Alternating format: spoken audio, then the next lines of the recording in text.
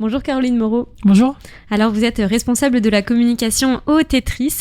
Alors le Tetris va bientôt faire sa rentrée et avec cela une exposition va être inaugurée le 18 septembre. Alors dans quel cadre est-ce que vous faites cette exposition ? Alors c'est une exposition qui est organisée dans le cadre des Journées du Matrimoine. Donc on connaît les Journées du Patrimoine qui sont organisées en septembre et qui permettent de visiter plein de lieux patrimoniaux français.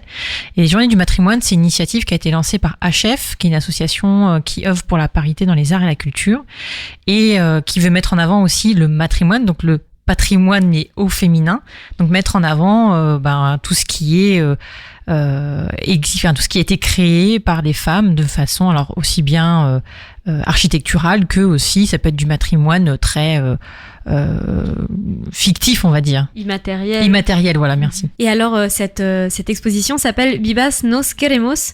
A-t-on besoin de parler espagnol pour comprendre ce mouvement féministe et artistique, pardon, j'en ai déjà trop dit, qui donc s'exprime dans cette exposition? No es necesario de parler espagnol. Alors, je traduis, ce n'est pas nécessaire de parler espagnol non, pour là, comprendre. Pas du tout, non, absolument pas. C'est ce qui compte, c'est un message en fait assez universel qui est donné à travers cette exposition.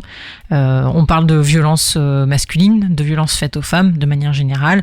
Alors forcément, elle s'exprime pas pareil, pas par les mêmes mots, mais c'est assez universel, donc pas besoin. Et alors, qu'est-ce qu'elle montre cette exposition ? Alors le principe de l'exposition, en fait, c'est la première fois déjà qu'elle va être présentée en France. Donc elle a été montée par Léa Collin, qui est régisseuse d'œuvres d'art et qui est membre de Oser le féminisme, et par une association féministe anglaise aussi, Filia. Et elles ont en fait rassemblé des affiches qui ont été créées par des femmes artistes, ou pas que artistes d'ailleurs, d'Amérique latine, alors plutôt de Mexique et d'Argentine. C'est des femmes qui se sont retrouvées pendant des ateliers pour créer des affiches comme des slogans publicitaires, on va dire, pour mettre les affiches dans la rue, pour dénoncer les crimes et les violences faites aux femmes. Parce qu'il faut savoir quand même que en Amérique latine, les violences faites aux femmes sont quand même bien plus élevées que chez nous. Ça va bien plus loin, il y a beaucoup de disparitions de femmes, il y a beaucoup de violences, de meurtres, et tout ça dans le plus grand silence. Donc l'idée c'était de montrer toutes ces affiches et tous ces slogans qui avaient été créés par les femmes. D'où le titre de l'exposition Vivas nos queremos, qui veut dire, alors en fonction de la traduction, nous nous aimons, nous nous voulons, vivante, vive. C'est ça, alors il y a plusieurs définitions possibles, mais le collectif le traduit comme nous nous aimons vivantes. Voilà, on veut rester en vie, en gros, c'est ça. Et en plus, il y a quand même l'idée de s'aimer les unes les autres et les uns les autres. La notion, voilà, de fraternité, de sororité, etc. Et alors, cette exposition, donc c'est une exposition d'affiches. À quoi est-ce qu'elle ressemble picturalement ? Alors, il y a une technique unique qui est utilisée pour réaliser les affiches.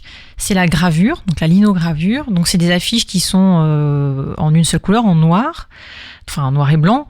Donc ça donne des visuels assez forts. Il y a quelque chose d'assez aussi do it yourself, assez punk, assez trash.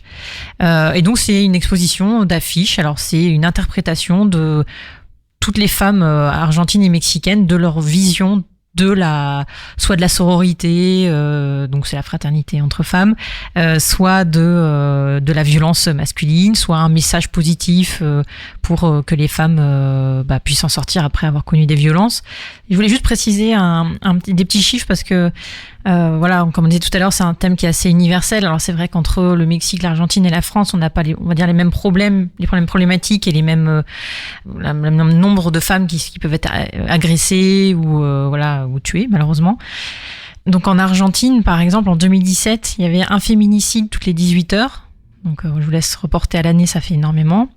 Et en France, tout de même, là actuellement à ce jour, je pense qu'on doit être depuis le début de l'année 2019, on doit être à 95 féminicides. Donc c'est des femmes tuées par leur conjoint ou ex-conjoint. Voilà, donc c'est un des chiffres qui sont quand même assez alarmants. Et alors en France, on s'est beaucoup saisi du sujet, mais pas forcément dans tous les pays. Donc voilà, c'est une exposition qui sensibilise sur ces questions-là, mais c'est aussi une exposition d'art. Voilà, c'est d'œuvres d'art. Et donc pour découvrir cette exposition, on peut se rendre au Tetris sur les horaires d'ouverture, mais il y aura également des événements d'organisés. Exactement. Donc déjà l'inauguration, enfin le vernissage de l'exposition qui aura lieu le 18 septembre à 18h30, et on va organiser un atelier avec une graveuse qui travaille au Havre. Pour les femmes, Donc dans le même esprit que ces ateliers qui sont organisés au Mexique ou en Argentine, on proposera à des femmes qui ont été victimes de violences ou pas, hein, d'ailleurs. Voilà, c'est vraiment ouvert à toutes les personnes qui ont envie d'exprimer un peu un message et pourront réaliser un visuel. Et puis on va lancer aussi un appel à contribution auprès d'artistes femmes normandes de proposer leur vision de ce message Vivas nos queremos, et ça on l'exposera à la fin de l'exposition le 5 octobre, donc il y aura aussi un petit événement pour la sortie de l'exposition. Et voilà. Plein d'occasions donc de découvrir ce mouvement qui est né spontanément au Mexique, qui s'est diffusé un petit peu partout, et puis on verra quel écho il peut avoir sur Le Havre. Merci beaucoup Caroline Moreau. Merci Léna.